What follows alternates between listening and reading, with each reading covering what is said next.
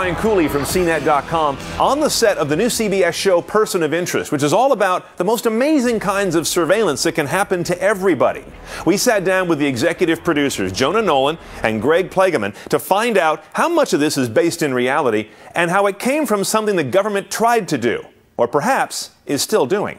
In the 70s and the 80s in London, you started seeing surveillance cameras going up everywhere and create this sort of panopticon state in which the police could surveil every street corner and keep an eye out. It was a philosophical difference in policing, and it was an approach they were pioneering there. You walk around Manhattan these days, and there is at least one camera on almost every corner. What I was interested in was, well, you have all of this information, you have this surveillance state, you have cameras, the government has the ability to, wiretap your phone whenever they want to.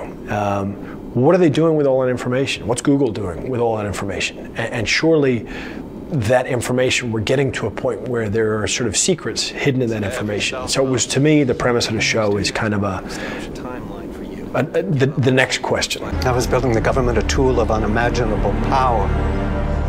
I thought maybe an off switch would come in handy. So I built myself a back door into it. The government's been actively trying to build exactly the sort of databasing technology that we talk about in the pilot that we feature in the show for at least 10 years. And so the only science fiction part of it is believing that they successfully built something that they've been trying to build. Just taking all that information in aggregate and putting it together into a dramatic narrative and saying what if is really fun. Most of us have readily traded that privacy for security. And it's, even among younger generations, like the next generation, they don't have the same concerns or don't share the same concerns as a lot of older people do about privacy.